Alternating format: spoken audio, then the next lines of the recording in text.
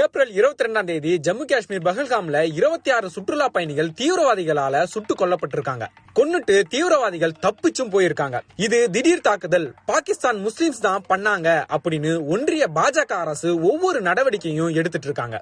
ஆனா உண்மையாவே இது ஒன்றிய அரசுக்கு தெரியாம நடந்த தாக்குதலா அப்படின்னு இல்லனா இந்த ஒரு சில கேள்விக்கு மோடி முதற்கொண்டு யாராவது பதில் சொல்லுவாங்க. கேள்வி 1, ஏற்கனவே பிளான் பண்ணியிருந்த மோடியோட காஷ்மீர் பயணம் ஏன் ரத்து செய்யப்பட்டுச்சு? அது ஏன் சவுதி பயணமா மாத்தப்பட்டுச்சு?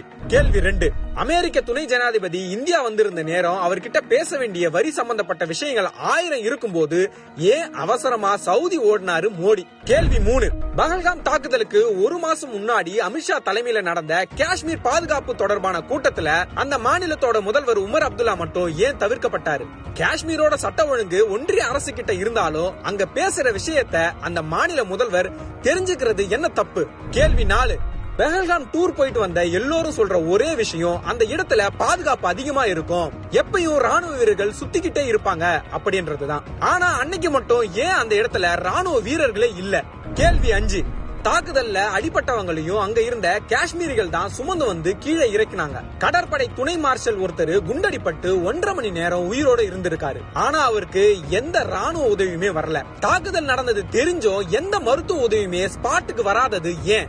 கேள்வி 6, தாக்குதல் நடந்து முழு விவரம் வெளியே வரத்துக்கு முன்னாடியே எல்லா ஊடகமும் முதல்ல இந்துவான்னு கேட்டு சுட்டாங்க, சுட்டது முஸ்லிம்ஸ் தான் நியூஸ் பரப்பிட்டு இருந்தாங்க.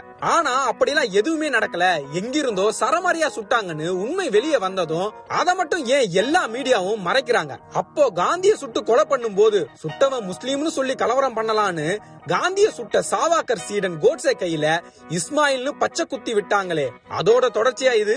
இப்படி ஆயிரம் கேள்விய பாதிக்கப்பட்டவங்களும் காஷ்மீர்களும் மீடியா முன்னாடி வச்சாலும் ஏன் ஒருத்தனும் பதில் சொல்ல மாட்டானுங்க? போதா குறைக்கு அந்த கேள்வி எல்லாம் எடிட்டிங் ரூம்ல கட் பண்றாங்க. இதெல்லாம் தற்செயலாவா நடக்கும்?